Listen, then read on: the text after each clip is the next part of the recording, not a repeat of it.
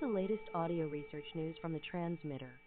18 teams analyzed the same neurophysiology dataset and got wildly different answers. By Gail Shapley, Mattia Cini. If you ask multiple teams of skilled neuroscientists to detect hippocampal ripples in the same brain recordings, you might expect them to converge on an answer. Unfortunately, you would be wrong. At Brainhack, a hackathon we organized at the Champalimod Foundation in March, 18 teams analyzed identical neuropixels datasets to determine which brain area, if any, had the highest density of sharp wave ripples. On the surface, they appear to reach a consensus. 12 out of 17 of the teams reported no differences in ripple density across 3 anonymized brain areas. But this agreement was largely superficial. The shared conclusion, no difference, emerged from fundamentally different observations, ranging from detecting virtually no ripples at all to identifying up to 10 ripples per minute in each region. The teams had all deployed reasonable methods. Some followed an approach proposed by a recent consensus paper on ripple identification. Some used deep learning-based detectors, and others relied on classical bandpass and threshold techniques with varying parameters. Yet these defensible choices led to radically different absolute estimates, revealing that the apparent consensus masked a wide divergence in what the teams actually saw in the data. The results were so divergent that one has to wonder, if we cannot agree on how to define a ripple, what else might we be getting wrong?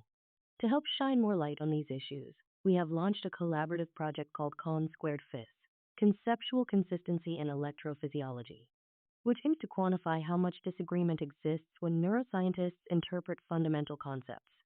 If our preliminary results are any indication, the project stands to say something consequential about how systems neuroscience is actually practiced. The analytical variability problem in neuroscience is not new. In 2020, Rotem Botvinnik-Nazer and her colleagues published a landmark study in Nature in which 70 independent teams analyzed the same functional MRI dataset. No two teams chose the same workflow, and the resulting variation in conclusions was substantial. That study sent shock waves through the brain imaging community. Electrophysiologists, by contrast, have often taken confidence in the apparent clarity of their measurements. Spikes are discrete and countable. You either record an action potential or you do not.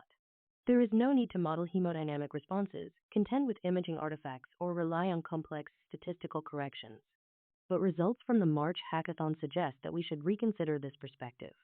Brainhack brought together roughly 40 researchers working in teams of 2 or 3. Each team received the same anonymized dataset of single-unit activity and local field potentials from 3 simultaneously recorded brain areas across 18 mice. The organizers asked participants to answer 4 multiple-choice questions, which were deliberately underspecified. For example, which brain area pair has the strongest directed functional connectivity, mirroring the ambiguity that researchers navigate every day. The responses to 3 of the questions were not encouraging.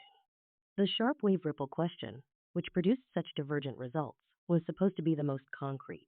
Questions concerning directed functional connectivity, a measure of how well the activity of one brain area predicts the activity of another, and spike-spike interactions, a measure of how often 2 spike trains co-occur above chance, produced even more divergent answers.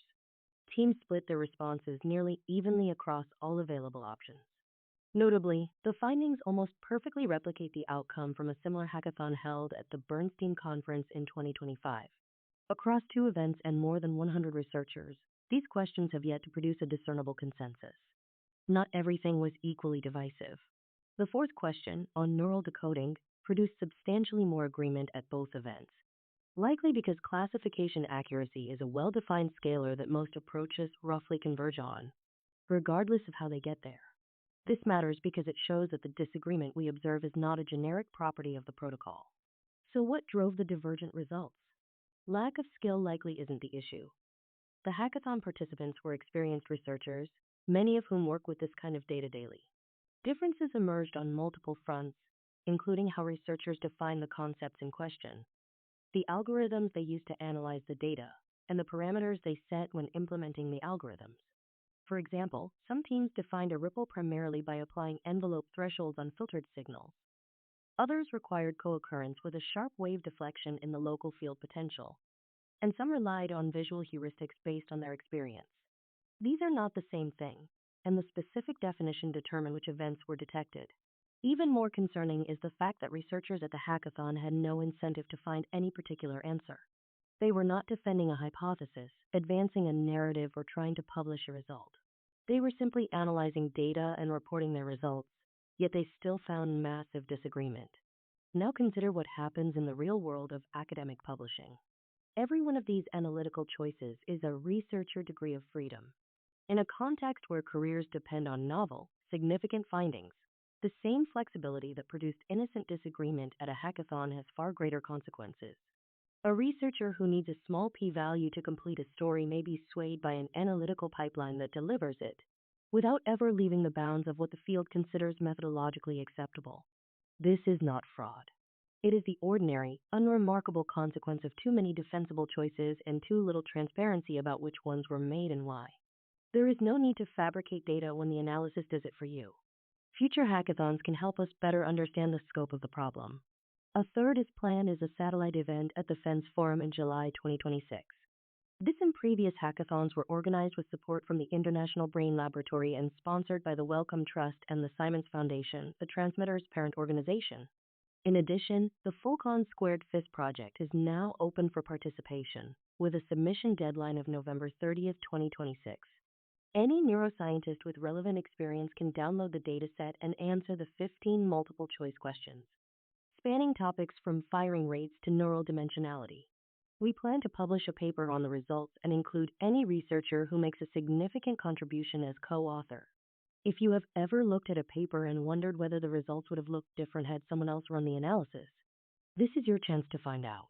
In the longer term, Con-Squared FIS aims to develop practical, non-prescriptive tools to make conceptual uncertainty visible and quantifiable. These tools could take several forms. Wider adoption of reference analytical pipelines that provide a shared starting point for the most fragile concepts. Machine-readable reporting standards that make explicit what was actually computed under a given label. And sensitivity tools that enable researchers to load their own data and see, in real time, how their results change as they vary the algorithmic and parameter choices that are typically made once and never revisited. Perhaps most importantly, the field may need to internalize a simple principle. If a methodological choice is arbitrary, the conclusions that rest on it should be shown to be insensitive to it. A finding that is true should be robust to analytical alternatives. The goal is not to impose a single correct answer where the science is genuinely open. Rather, it is to make the consequences of arbitrary choices impossible to ignore. This audio was created using artificial intelligence. Stay up to date with the latest neuroscience news and perspectives at thetransmitter.org. Follow audio research news on Spotify, YouTube, or wherever you get your podcasts.